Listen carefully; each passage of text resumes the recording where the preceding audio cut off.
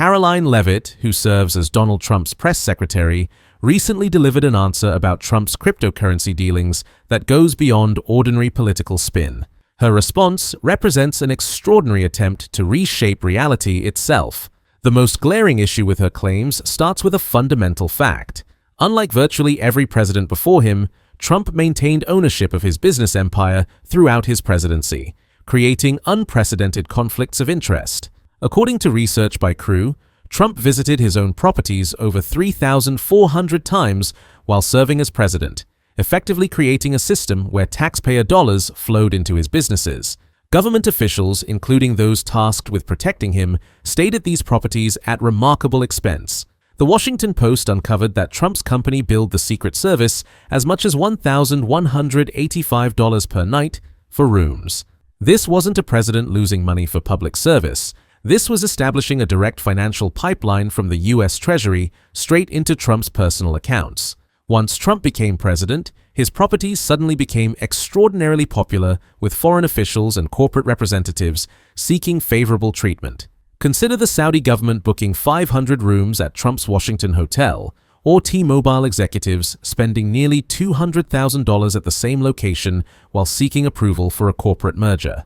These weren't coincidental bookings. They represent textbook examples of influence buying targeting the president's financial interests. Yet Leavitt insists Trump abandoned luxury for public service, a claim that ignores how Trump spent nearly a third of his presidency at his own lavish properties, particularly Mar-a-Lago and his golf clubs. Far from sacrificing comfort, Trump brought his extravagant lifestyle directly into the White House itself, complete with gold furnishings and decorative touches he proudly displayed. Trump's signature legislative achievement during his first term was the 2017 tax cut, which he claimed would adversely affect wealthy Americans. In reality, the Tax Policy Center found that the top 1% of earners received average tax cuts exceeding $50,000 in the initial year, while the bottom 60% of Americans received less than $1,000. The most revealing aspect of this legislation was how precisely it benefited Trump's personal financial empire.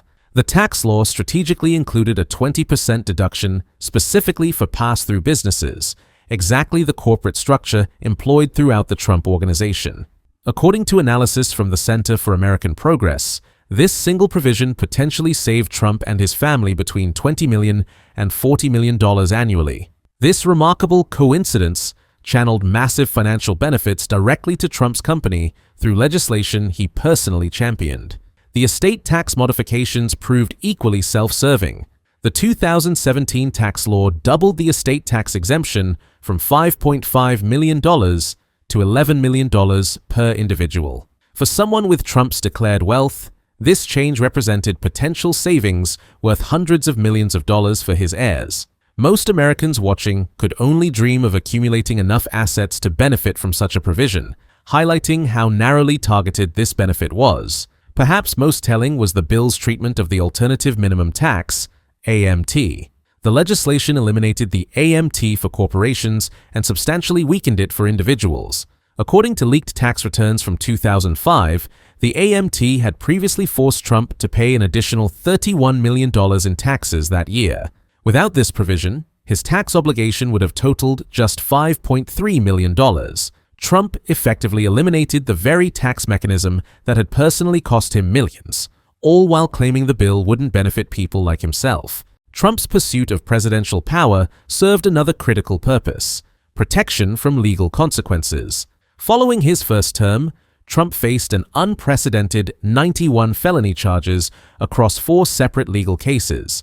These indictments addressed serious allegations, including attempts to overturn the 2020 election results, mishandling classified documents, and orchestrating hush money payments to adult film star Stormy Daniels.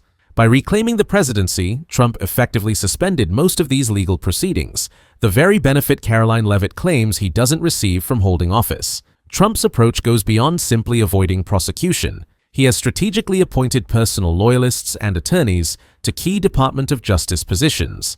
This represents not merely legal evasion, but a concerning effort to weaponize government institutions against perceived enemies, while simultaneously creating protection for himself and his allies.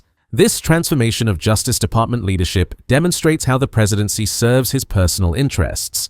Trump also became the first modern American president to refuse releasing his tax returns, breaking decades of established precedent. When journalists and congressional committees sought access to these financial documents, Trump fought relentlessly through the courts to keep them concealed. This extraordinary level of secrecy raises obvious questions. Why such aggressive resistance if there was nothing problematic to hide? Why expend such legal effort if all business dealings were legitimate and transparent? When the New York Times eventually obtained portions of these tax returns, they revealed Trump paid just $750 in federal income taxes during both 2016 and 2017, and completely avoided federal income taxes in 10 of the 15 preceding years. Adding to the pattern, the IRS mysteriously suspended its mandatory audit of presidential tax returns during Trump's administration. Yet another remarkable coincidence benefiting him personally. Perhaps Levitt's most astonishing claim is that Trump actually lost money by serving as president. This assertion directly contradicts financial reality. According to Forbes magazine's rankings, Trump entered office in 2016 as America's 122nd wealthiest individual with an estimated net worth of approximately $4.5 billion. Rather than diminishing during his time in public service, his fortune grew substantially. By 2022, Forbes calculated his net worth had increased to an impressive $6.5 billion. The mathematical reality couldn't be clearer. Trump's wealth expanded by approximately $2 billion during his presidency and its aftermath. This remarkable financial growth directly contradicts the narrative that he sacrificed financially for public service. The evidence shows precisely the opposite. His presidency substantially enhanced his personal wealth, despite claims to the contrary. The pattern extends beyond direct financial gains. Trump's presidency dramatically increased his global visibility and strengthened his brand recognition worldwide. His name, already valuable before taking office, became exponentially more recognized across international markets. This enhanced visibility translated directly into business opportunities, licensing deals, and premium pricing for Trump-branded properties and services after his presidency. Trump's business operations also benefited from unprecedented promotional opportunities. Every presidential appearance at a Trump property functioned as free advertising, significantly increasing their visibility and desirability among both domestic and international clients. His golf courses received particular attention as he frequently conducted presidential business there, effectively turning governmental functions into marketing opportunities for his private enterprises. While other presidents historically divested or placed their assets in blind trusts to avoid conflicts of interest, Trump's approach of maintaining direct ownership while serving created a unique system that allowed him to benefit financially from his presidential role in ways no modern president had done before. Caroline Levitt's portrayal of Trump as a selfless public servant, making personal sacrifices for the nation, requires a fundamental misunderstanding of his lifelong motivations and career trajectory. Throughout his entire adult life, Trump has consistently pursued three primary objectives: accumulating wealth, achieving fame, and exercising power. His presidential campaigns represented not a departure from these goals, but their ultimate fulfillment. The presidency became his most ambitious brand extension rather than a sacrifice. The office of president provided Trump multiple simultaneous benefits.